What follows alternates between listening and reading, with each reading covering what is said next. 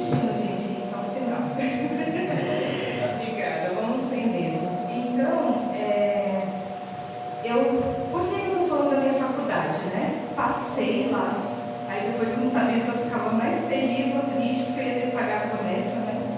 Era uma faculdade católica e ali eu tive meu primeiro contato com o Espiritismo, porque eu fui mandar um currículo para fazer um estágio.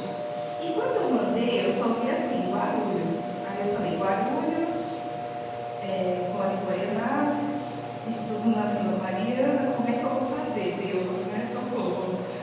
Aí quando eu abri, eu falei, gente, o currículo foi, eu nem sei para onde ele foi, eu preciso ver. Estava escrito assim, FEAL, Fundação Espírita André Luiz. Aquele ali foi o primeiro momento nesta encarnação que eu fui saber um pouco mais sobre o Espiritismo. E aí eu fui, aí eu falei, gente, como eu não estou sabendo para onde eu vou, é certeza que eu vou. Porque isso é muito, assim, recorrente na minha vida, né? Então, fui aprender ali na prática, escrevendo textos para a Rádio Boa Nova, para as casas do André Luiz, né? E então, eu comecei ali a descobrir o Espiritismo, sempre com muito, muito medo dos espíritos. Quem não tem, né? A gente fala até espírita, mas se o espírito se materializar, a gente faz o perrengue, né? E aí fui fazer os textos, saí do estágio, que era só um ano, fui fazer outras coisas. E ali por volta de 2011, quando me formei, eu estava com muita enxaqueca. E eu fui procurar um tratamento médico na casa espírita. E então veio a oportunidade de novo me conectar com o Espiritismo. Só que eu estava com muita enxaqueca, eu estava 30 dias sem dormir, sem conseguir trabalhar. E eu ia para o médico, tomava Buscopan e voltava. E aí eu lembrei que uma amiga da minha mãe já tinha falado de tratamentos espirituais, né? Da importância deles, né? Para a nossa saúde. Então, eu fui para a casa espírita que eu trabalho até hoje. E aí eu falei para a minha dirigente, eu falei, olha, pode me falar que eu vou morrer, porque eu já me despedi de todo mundo, eu estou formada. Exagero, né, do jovem, né? Hoje em dia, eu não sou mais assim, tão exagerada. E ela falou assim, não, Aline, você é médium, você precisa trabalhar e estudar. E estou trabalhando e estudando até hoje. Aliás, o trabalho nunca parou, né? Desde que eu tomei essa decisão de entrar na casa espírita. Então, eu tenho que dizer para vocês que vocês estão no lugar certo, com as pessoas certas, para vocês terem a melhor encarnação que vocês podem ter. É aqui e é agora. E aí, voltando um pouco assim, para contatos com a doutrina espírita, tinha uma amiga da minha mãe que me falava sobre o espiritismo através dos livros que o nosso amigo citou. E aí, ela falava o seguinte, Aline, a medicina espiritual é muito rica, é muito importante. E então, o filho dela foi parar lá no Hospital Planalto, em Itaquera, porque ele estava com uma bactéria no bichinho da carne do porco, que hoje já não é tão comum assim, né? Hoje tem tudo mais preparado. E aí, o que aconteceu?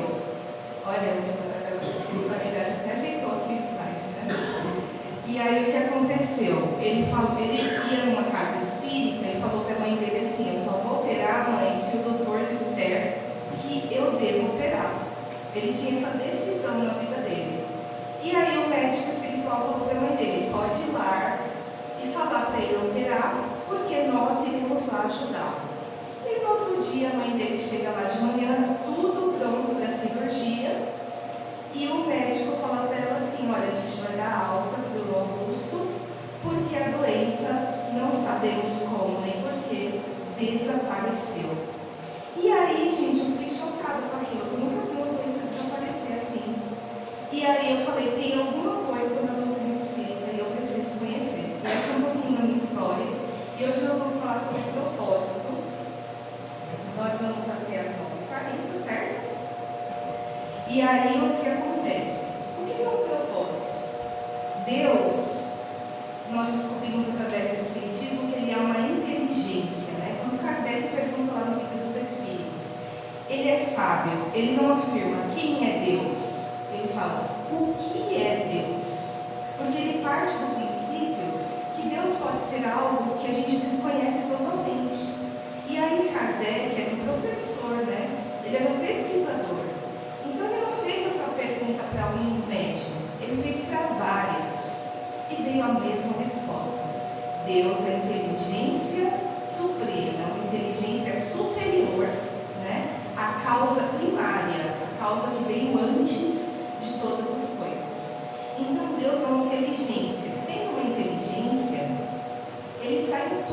os lugares. Ele está dentro de nós, Ele está na natureza, Ele está no sorriso do nosso irmão, que a gente precisa amparar todos os dias. Ele está no coração dolorido, Ele está numa pessoa que está em sofrimento, numa pessoa que está com fome, numa pessoa que não tem o que vestir. Deus é tudo e todos. Entendem assim? Mas a gente ainda vê Ele às vezes como pai, uma figura paterna, fraterna, e não tem problema, porque nós somos humanos. E aí Deus enviou o seu Filho para a terra para nos ensinar o amor. O Evangelho fala que quando Jesus falou a palavra amor pela primeira vez, a terra estremeceu, porque eram homens duros, era o olho por olho e o dente por dente, tudo a caminho da honra. E aí nós vamos falar um pouco sobre propósito, mas vamos fazer um combinado aqui? Olhe para a sua direita, olhe para a sua esquerda. Tu é eternamente responsável para que o seu coleguinha do lado não durma. Tudo bem? Você vai ser o mentor do seu colega hoje. Porque quando a gente quer aprender uma coisa boa, aquele sono vem. Então, eu vou ensinar uma técnica, gente, mas vocês vão fazer com muita delicadeza, tá? Se o seu colega dormir, você dá uma caidinha assim, ó, e finge que você está passando mal. Mas aí quando ele acordar, você fala, não, tá tudo bem, tô pronto. Tá bom? Para que a gente possa aprender juntos, tá bom? E aí, o que é propósito? Jesus, no livro Brasil, Coração do Mundo, Pátria do Evangelho, através de Chico Xavier e através dos ensinamentos de Humberto de Campos, ele vai nos aproximar de quem é ele e de qual é o papel dele. Então, nesse livro, vai falar o seguinte: Jesus é o governador da terra. E olha a importância disso. O que ele tem como missão, né? Ele tem como missão governar a terra desde que ela era um planeta que não dava nem para respirar, até agora, nesse momento que nós estamos passando por provas, né, como doenças, a violência, por coisas tão difíceis às vezes que a gente fala, nossa, nós estamos em 2023 e ainda estamos passando por isso, é para a nossa evolução. E olha só, qual que é a idade do universo que está aqui no slide? 13,7 bilhões de anos. E por que Deus é essa inteligência tão grande? Porque enquanto nós estamos aqui com Wi-Fi, com notebook, com celular, com chapinha, com chuveiro quente, tem planetas começando. Deus cria o tempo todo. E qual que é a idade da Terra, né?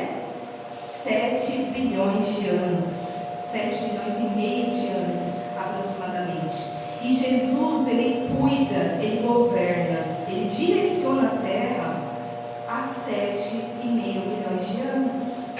Então, como que a gente pode desconfiar que Jesus não sabe o que está fazendo? Que Jesus não está cuidando de nós? E aí eu falo algo mais para vocês. Ele nos colocou aqui no Brasil, em São Paulo, nessa região, a dedo. Ele escolheu exatamente o melhor lugar para nós. Porque ele poderia ter nos colocado naquela região que está tendo guerras. Mas não, ele nos colocou no Brasil, que nesse livro fala assim: Ismael, você agora é responsável pela pátria que está ligada diretamente ao meu coração. Quem é Ismael? Ismael é o espírito protetor do Brasil. E no livro, tudo o que está acontecendo no Brasil, desde que o Brasil está começando, Ismael vai contando para Jesus. Porque chega uma época que nós estamos na Idade Média e que os homens estão em guerras santas. Será que está acontecendo isso de novo? Guerras em nome de Deus? Para saber quem é melhor, quem é pior? E aí, a igreja, o evangelho foi totalmente mal interpretado. O Espírito Emmanuel, que é o Espírito Protetor de Chico, vai falar o seguinte: olha, a Idade Média atrasou a evolução solução da terra em 600 anos. Então Jesus fala o seguinte para Ismael, fala assim: Ismael, eu preciso que você encontre um novo lugar para que eu plante a árvore do meu evangelho de amor. E aí Ismael apresenta Jesus, que vem em caravana ao Brasil. Só que como Jesus, ele é um ser muito popular, né? No livro não vai falar em que parte do Brasil ele veio. Não vai falar se foi no Rio, a cidade maravilhosa, né? Na Bahia, né? Em São Paulo, já pensou a discussão? Ah, não, Jesus ia ter até o slogan do estado, né? Jesus veio aqui, né? Se a gente soubesse, né? Jesus pisou aqui, ó. Você pode pagar R$50 e olhar de longe o lugar que Jesus pisou, né? Então Jesus vem, e quando ele está chegando, ele vê o mapa da América Latina e ele fica encantado. Ele fala para Ismael e seus trabalhadores assim: parece um coração. E por isso que o nome do livro é Brasil, Coração do Mundo, Pátria do Evangelho. E Jesus se aproxima do Brasil, extremamente emocionado com as nossas riquezas naturais, com a beleza das nossas águas, das nossas florestas.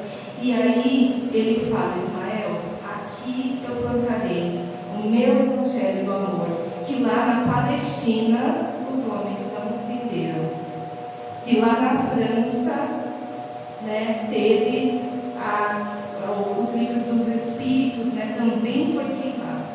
E é por isso que o Brasil é o país mais católico, mais evangélico, mais espiritualizado do mundo, mais espírita, né, do mundo.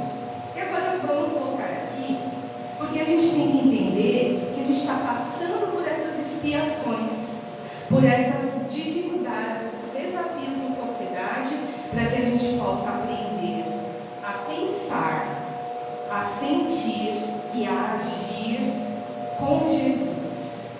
Porque até agora a gente estava ali, né, tentando encontrar o nosso caminho, mas a reencarnação mais importante das nossas vidas acabou de chegar. E quando eu falo acabou de chegar, você pode ter 20 anos, como você pode ter 80. Para Jesus, o seu coração vai ser bonito do mesmo jeito. As suas mãos vão ser boas da mesma forma.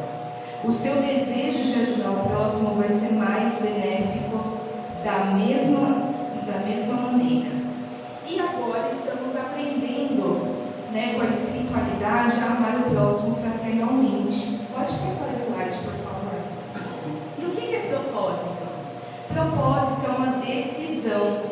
Então é quando você toma a direção da sua vida e fala assim: eu quero ser uma pessoa melhor, eu quero ser uma pessoa diferente, porque eu já fiz tanta coisa e não está me levando para frente. Mas essa decisão, ela é uma deliberação. O que é isso? Ela só pode ser tomada por você. Então não adianta a gente chegar lá na espiritualidade e falar assim: olha, meu espírito protetor, meu anjo guardião, eu não consegui porque olha aquele chefe que eu tinha. Você tem que entender, olha aquela casa que eu morava, como está bom evoluir daquele jeito. Então, você não pode dar essa desculpa, você tem que tomar a decisão de ser uma pessoa melhor, de ser uma pessoa mais ética, de ser uma pessoa mais justa. E Chico fala o seguinte, que na reencarnação ninguém erra de endereço. Então nós estamos no melhor lar e com as melhores pessoas que a gente poderia estar, para que a gente possa evoluir. E aí tem o mas, o porém, né? Olha, já tentei, não consegui, mas não dá para fazer tudo numa reencarnação só, gente. Tem situações que a gente vai ter que dar uma pausa, vai ter que respirar, vai ter que olhar para dentro da gente, vir para a casa espírita, tomar passe, fazer tratamento, escutar a palestra é um tratamento. Desde que vocês entraram ali no portão, vocês já estão sendo cuidados pela espiritualidade. Então tem situações que exigem uma pausa, mas a gente não pode desistir sempre de ir pelo amor. Porque o Haroldo Dutra Dias, que é aquele palestrante famoso, ele fala o seguinte, que todas as vezes que a gente errou, é porque a gente não foi pelo caminho do amor. E amar exige paciência, exige tolerância, exige muito de nós. Às vezes, mais do que a gente até pensa que a gente pode dar. Pode passar para mim o slide. E qual que é o nosso propósito? Qual que é o propósito do universo, né? O propósito do universo é evoluir. Então, a natureza, ela é preparada para se regenerar. Ela queima totalmente, mas ela vai aos poucos se regenerando, se reconstruindo. Pode passar o slide. E como nós podemos evoluir? Pode passar. Se alguém te magoa, inicia o esforço da compreensão. E aí é perguntado a Jesus, mestre, aquele que não nascer de novo, pode ver o reino de Deus? Aquele que não reencarnar, irá até Deus? Está sendo perguntado assim. E aí o Evangelho, no capítulo 9, é bem claro. Ninguém pode ver o reino de Deus se não nascer de novo. Então nós vamos continuar renascendo até que a gente se acerte, se reconcilie com todas as pessoas que estão na nossa vida. O Buda, que é um espírito de outra religião, ele falava, que a gente não pode se ofender com ninguém, Não é o outro que nos ofende, somos nós que nos ofendemos, Então, que a gente possa reiniciar, os nossos sentimentos, os nossos pensamentos, que nós vamos conseguir vencer a nós mesmos, porque às vezes aquilo que nos impede de perdoar, de amar, é o nosso orgulho, é a nossa vaidade, é o nosso ego. Não, o outro não merece, mas não é pelo outro, é por você. Porque se você ficar com esse sentimento dentro de você, você vai desenvolver uma doença que você nem tinha. Muitas das nossas doenças começam no espírito. Todas as doenças começam no espírito. Às vezes a gente tinha lá aquela tendência a desenvolver uma pressão alta, por exemplo. Mas uma ansiedade, uma depressão, a gente não tinha. E a gente começa a desenvolver, porque a gente não consegue superar o passado. A gente não consegue construir o hoje para viver o futuro. A depressão é o excesso de passado. Em algum momento da jornada, a pessoa parou e ela não conseguiu ser mais aquilo que ela era. Ela ficou mais triste, mais desanimada, sem vontade. E a ansiedade é o excesso do futuro. Nem chegou ainda, mas eu já sofro. Porque eu não tenho a paz de parar e respirar hoje para poder pensar. Eu preciso achar uma solução. Então eu vou construir alguma coisa agora para o meu futuro ser melhor. Eu quero que venha logo. Eu quero viver o que nem aconteceu ainda. E que pode ser que nem, e muitas vezes não vai acontecer do jeito que eu estou pensando. Pode passar o slide. E assim, olha, o que é esse propósito? A gente tem uma missão com a nossa família, com o nosso trabalho, com os nossos relacionamentos, com os nossos amigos, com a comunidade. Tudo será devolvido a Deus, porque é tudo dele. Ele apenas nos emprestou. Nas parábolas de Jesus, a gente consegue entender que tudo nos é emprestado e um dia nos será cobrado. E como que a gente vai devolver tudo aquilo que Deus nos confiou? Porque às vezes a gente reclama da condição que a gente tem, mas tem muita gente que não tem nem o mínimo do que a gente tem. Pode passar o slide. E a missão é assim: o meu papel no mundo. Qual que é o meu papel no mundo? Se eu sou espírita, será que eu não posso ajudar a caravana de moradores de rua? Será que eu não posso ajudar a casa espírita? Porque a casa espírita somos nós. Sem o nosso trabalho, sem a nossa ajuda, não vai ter energia elétrica, não vai ter água, não vai ter trabalho. Então a casa espírita somos nós. Pode passar o slide. O Chico, ele tinha uma missão, ele era um missionário realmente. 75 Nós somos pequenos missionários, porque antes de espiritualizar os outros, a gente precisa espiritualizar a nossa vida, como se ela fosse um verdadeiro jardim. A gente tem que semear bons frutos na nossa casa, no nosso trabalho, nos nossos amigos. Pode passar o slide. E o propósito, gente, ele exige mudança. Se a gente quer ter um caminho com Jesus, a gente precisa mudar algumas coisas que não vão caber mais. Pode passar. Porque a gente só cresce na adversidade quando tem problemas. Quando a gente não tem problema, quando a gente está feliz, nem na casa espírita a gente vem. A gente prefere ficar em casa, não é? A gente fala, não, tá tudo bem agora, né? Aí resolve tudo, some da casa espírita. E Jesus está lá anotando tudo isso, viu? Está anotando, está registrando. Pode passar o slide. Tem uma pesquisa da psicologia que diz o seguinte: diante dos problemas, 80% das pessoas acham que é o fim da vida delas. Que vão morrer, que não vão conseguir, se desescabela, se desespera, grita com o outro, faz aquela passação de vergonha, né? E só 20% conseguem realmente parar, respirar e falar, eu vou reagir. E o que essas 20% têm? Inteligência emocional, espiritualidade, fé do tamanho de um grãozinho de mostarda. Pode passar, por favor. E o Dr. Bezerra falou que assim, crise é necessidade de mudança. Então, assim, ou você muda, ou tudo vai continuar se repetindo, ou tudo vai continuar do mesmo jeito. E o que vai fazer a diferença? É o seu olhar diante do problema. Você vai olhar como um desafio que você vai superar, ou você vai ficar pensando 24 horas nele sem parar? Como que você vai fazer? Ou você vai ficar numa cama, ou você vai reagir. Essa é a diferença. E aí, gente, só para finalizar, o que é viver com propósito?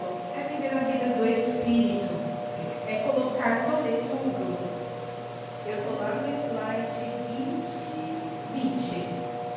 É colocar sobretudo, aqui, isso, pode deixar aí.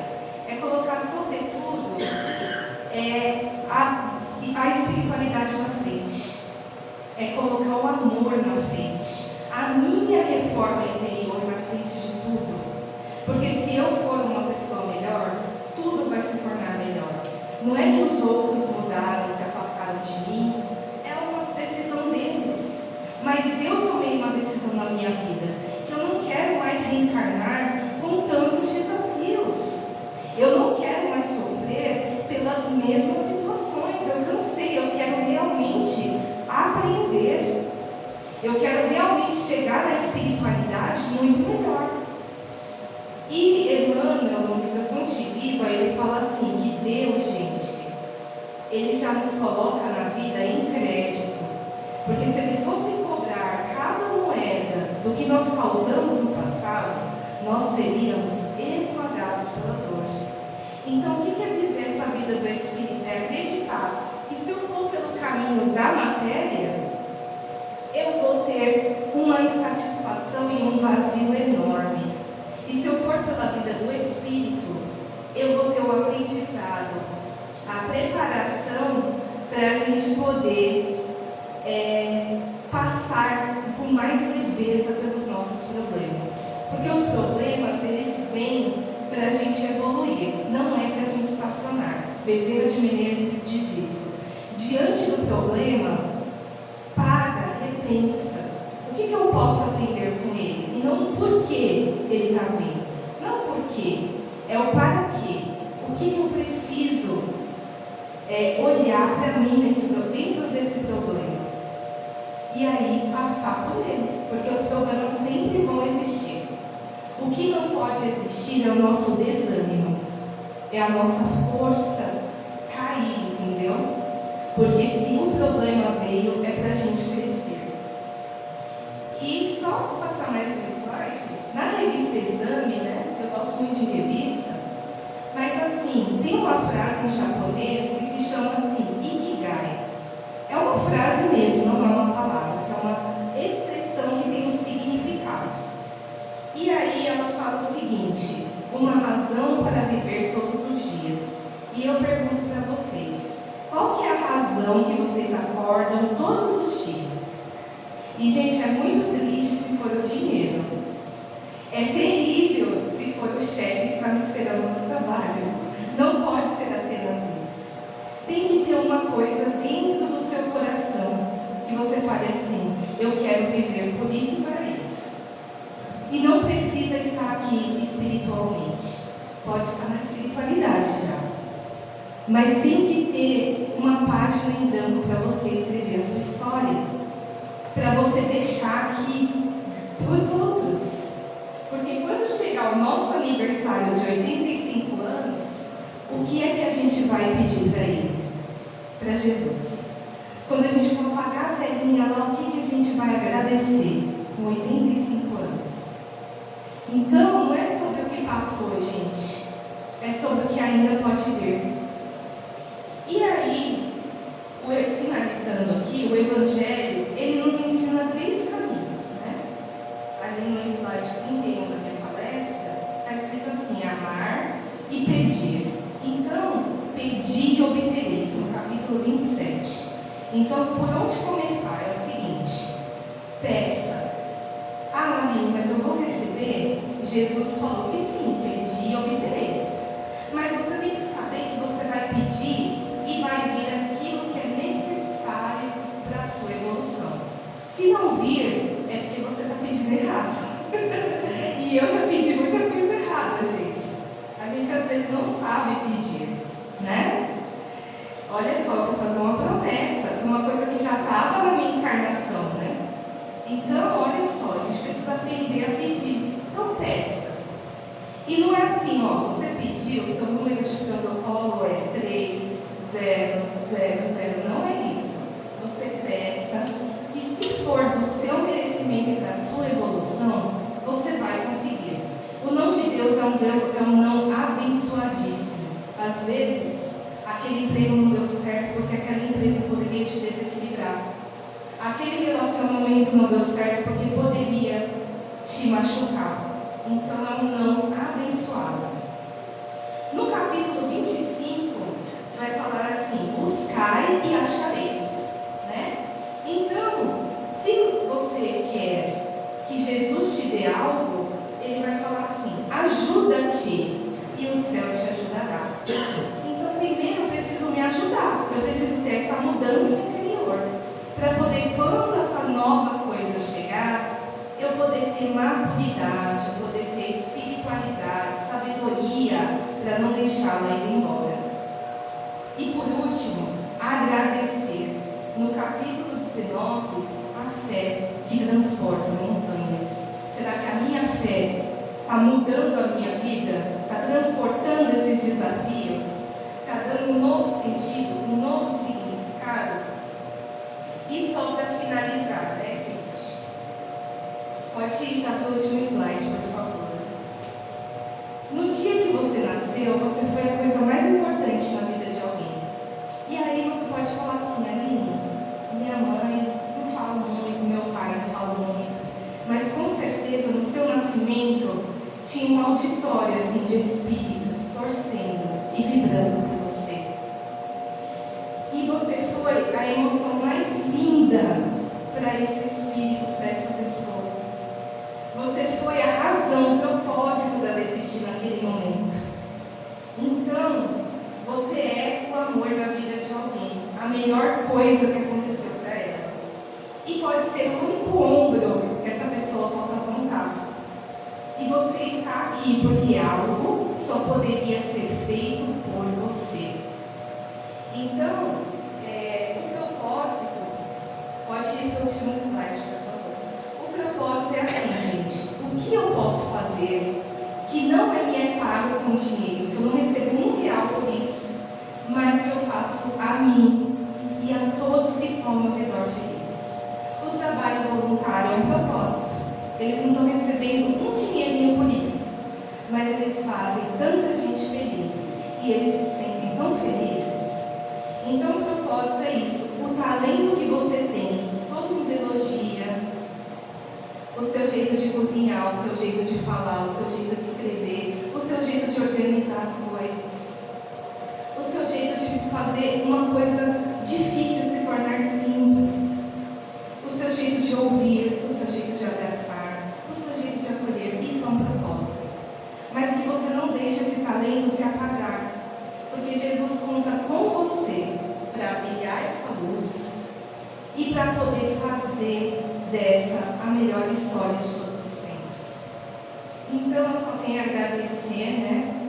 E que vocês saiam daqui hoje com a certeza do quanto vocês são importantes para Jesus, porque eu tenho essa confiança dentro do meu coração que cada um de vocês foi escolhido a dedo para estar aqui e para escrever uma nova história, talvez passando pelos mesmos desafios do ontem, mas caminhando para um futuro mais bonito, para uma amanhã muito e muito e muito melhor. Então tira essas angústias do seu coração e caminha, levanta e anda, como o próprio Jesus disse, né? E Jesus também disse: brilhe a vossa luz. E não é que você não tem luz, você tem, então brilha. Então coloca as pessoas ao seu redor para ver o quanto você é importante, o quanto você é especial, o quanto o seu talento pode mudar tudo. E aí eu gostaria de agradecer. Eu vi que o combinado foi cumprido, muita gente não dormiu, né? E assim, agradecer essa casa, esses trabalhadores de amor, a espiritualidade, gente, que vai conosco até o final da próxima semana, esperando a gente voltar, para que a gente seja cada dia mais feliz com Jesus.